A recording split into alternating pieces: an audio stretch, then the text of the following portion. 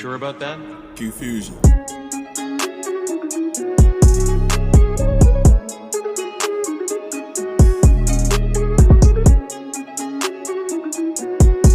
Let's get it in.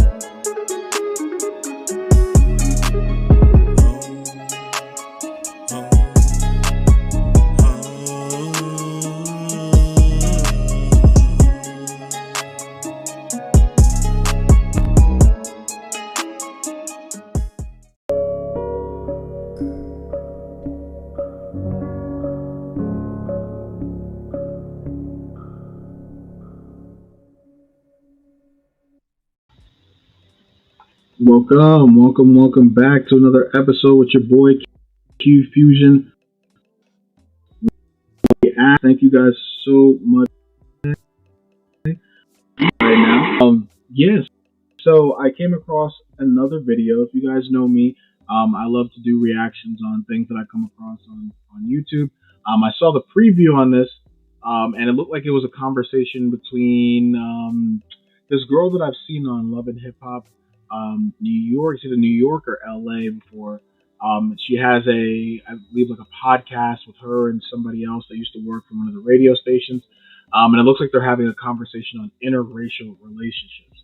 And as you guys know, in today's day and age, when there is a huge, I guess you would say, rift in the black community when it comes to the reasoning as to why certain black men choose to date outside the race and some choose to stay within the parameters of their skin tone. So I wanted to take a look at this video and see what kind of tomfoolishness was going to be discussed. From the title of this video, it looks as though they're going to get into the meat of it and explain why these certain individuals have an issue with interracial dating. All right, so let's take a look. I understand. I have something tweaked in me. Okay. I have been admiring him and his work for a long time. Okay. He is attractive. I like his way of being. I bet he has a white girlfriend. And me as a biracial woman. Holy. Hold up now. What the? Oh! Damn. What the heck is this even? Oh, man. What's going on? I understand that's weird, right? It gets under my skin as well. I'm not going to celebrate the children that they have. That's how we all got here. A white woman and a black man. So do you know what's going on? It sounds to me like they're all biracial, but they root for the black woman to be with it sounds like they want to be all black. They're basically talking about Jonathan Majors. And so Jonathan Majors has a white girlfriend. He's actually recently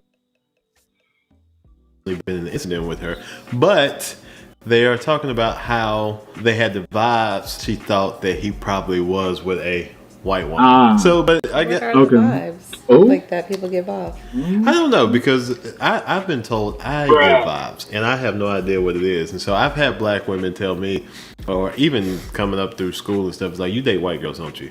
I've had that, even though But you dated black girls in school too. Yeah, I know. Like, I was equal opportunity. Like, I don't care, look, Hispanic, black, Puerto Rican. Like, so then he's speaking on a very real part of this conversation. What happens a lot of the times is that men that are equal opportunity employers, we then get we get categorized, just like how in the inverse, men categorize women who date a certain type of guy, right? Like they date the gang guy, they date smart. I don't say smart, but they date more book smart guys as opposed to street smart guys. Yeah, like there is I don't know where this whole dichotomy started happening where it goes like you carry yourself like you date like this. Like it gives off like for me that type of language has always given me the ick. I'm Nigerian, so like coming into this country, my mom she made it a big thing where obviously yes, you want to date a Nigerian woman, but at the same token, like I understand that there's not a ton of us. We don't surround ourselves every day with Nigerian people, so most likely, you're in your school.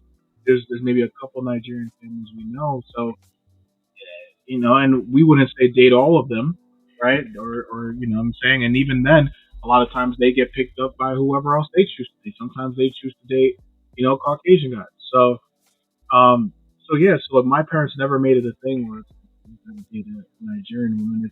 It's been primarily, does she make you, does she respect you? Does she make you happy? Does she understand family? Does she come from a good home?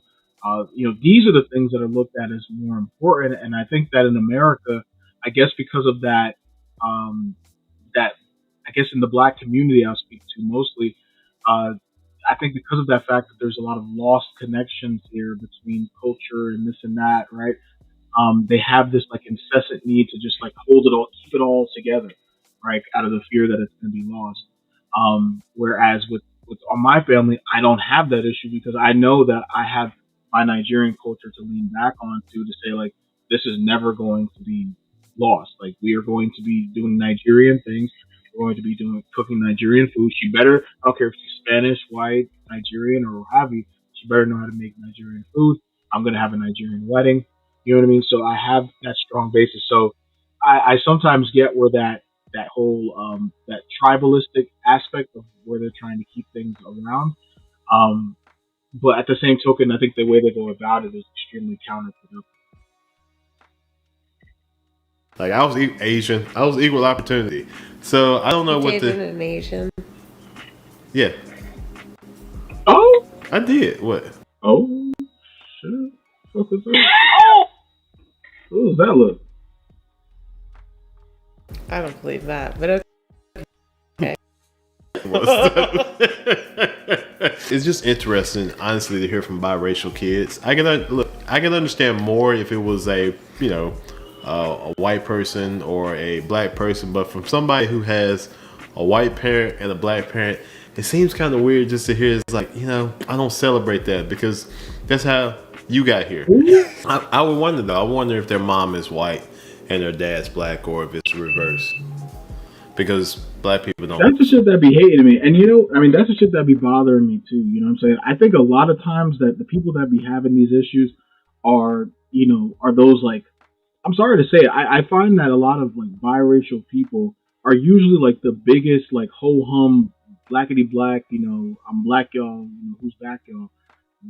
A lot of times they go harder than the ones that are actually just like straight up, in the community. Like it's because they feel like, I feel like a lot of times they have to prove their blackness, quote unquote, right? So a lot of times you see these people talking, and it's like, wait, hold up, isn't your mom like Puerto Rican? Isn't your dad like Dominican, or vice versa? Like how the hell?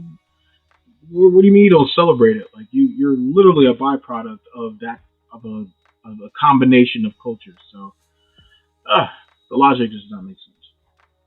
Swim well, i.e., sperm swimming. Oh, I was like, what does that have to do with? See, That was terrible.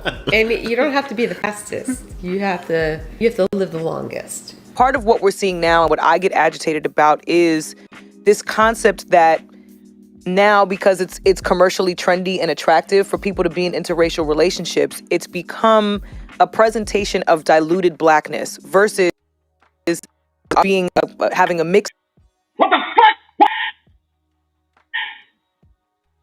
What the fuck? What? Experience that is completely separate from everything else. And somebody brought it up to me, it was like, well, aren't you happy to see like all these mixed families and Cheerios commercials? And my response is no. This is what's digestible for white people. This is the version of blackness that works for white people. So within the black community, Oh my God! Like I just, you know what it is like, when I hear that, like, talk like this is so fucking cringy. Like, it doesn't, your community, quote unquote, has so many more issues than dealing with the interracial issue, right? The interracial depictions on social media and the like. Statistically speaking, most people end up dating or marrying people within similar backgrounds, right? So yes, do you have a subsection of your community that makes money and that chooses to go to, I guess, the other side of the bush? Well, okay. Well, guess what? Did you not think of, okay, maybe where were they raised? What are they? What are they? Some of the outside factors as to why they gravitate to those women as opposed to yourself, right? Maybe you think that maybe you should think about the reasons why you're not being picked, right? Maybe it's because you have, and I know I've heard the conversations that two of those hosts have had. Maybe not the third person in this conversation, but a lot of them are denigrating towards the pick me types. So, and a lot of times the Caucasian, the well, not maybe not the feminist Caucasians, but the Caucasians that are raised in in two parent households, the Latinas, the Asians, they carry themselves in a pick me fashion, which is a lot more servable to those guys that are on the higher end of the totem pole, the social totem pole. So I think I feel like a lot of these conversations, a lot of times is deflecting, and it's putting some type of onus and blame to, like, it's your mama black. How could you don't think women are attractive, but your mama black? Like, I'm not trying to date my mother.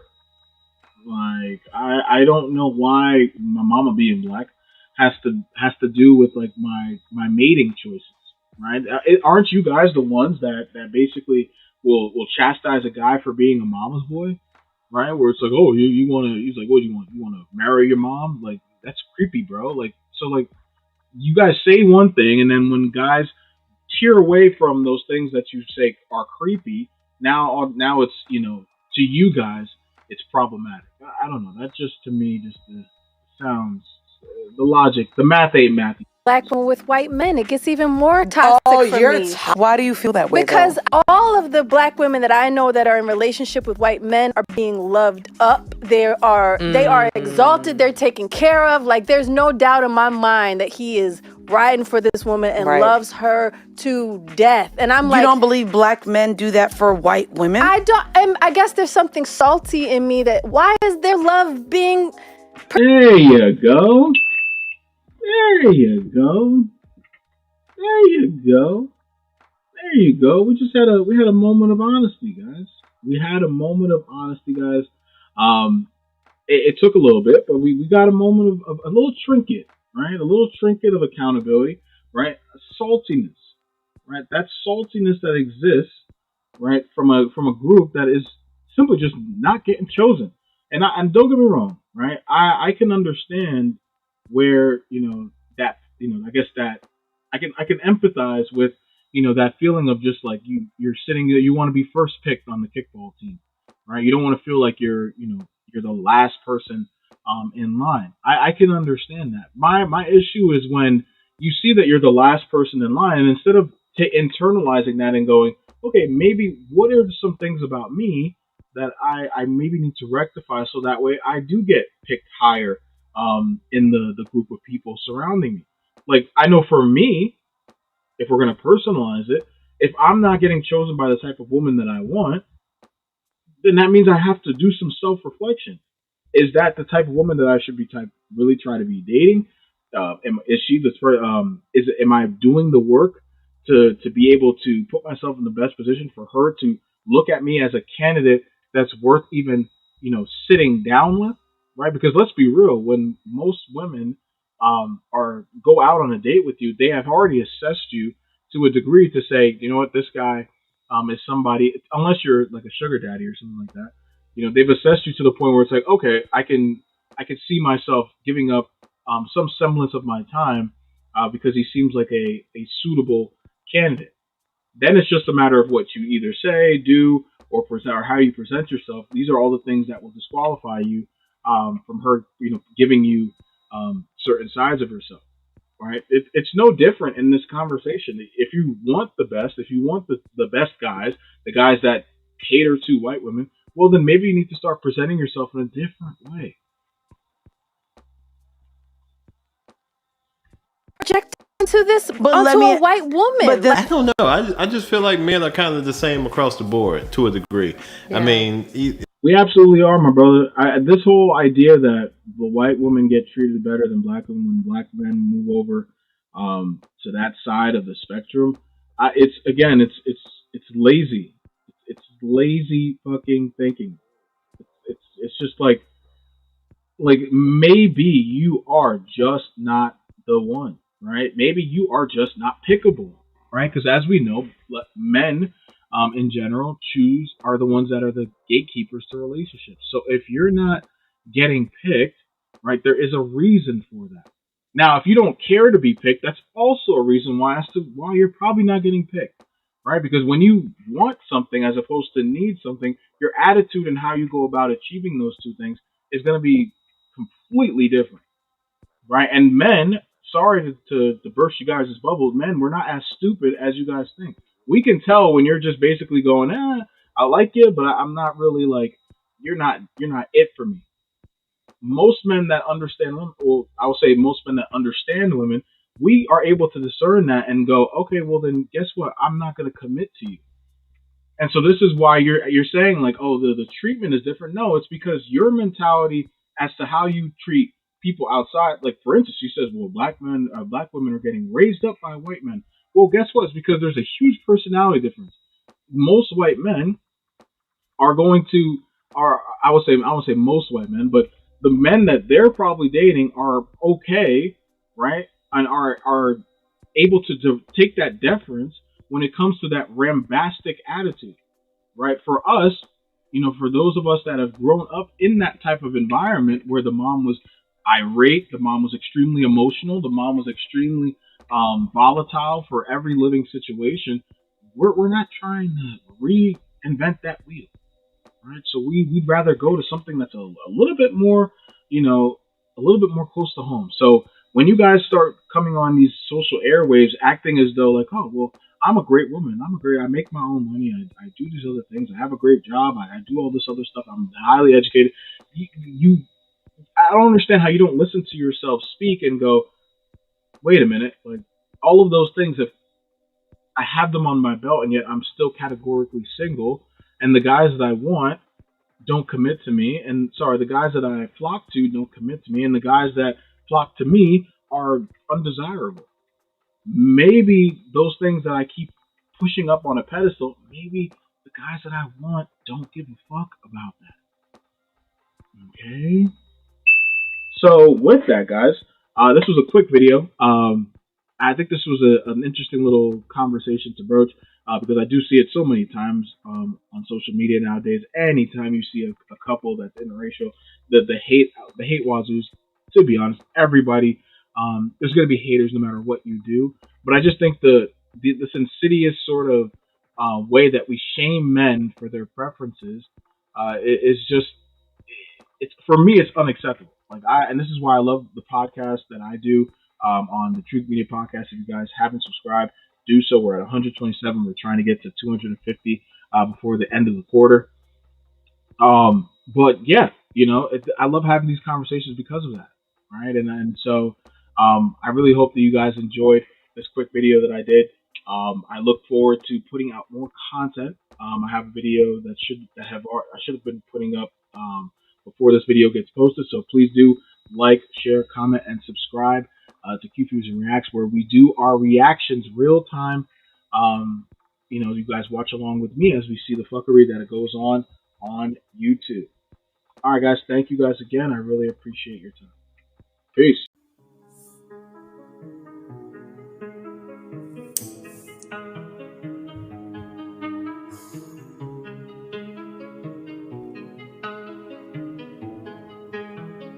Are you sure about that? QFusion.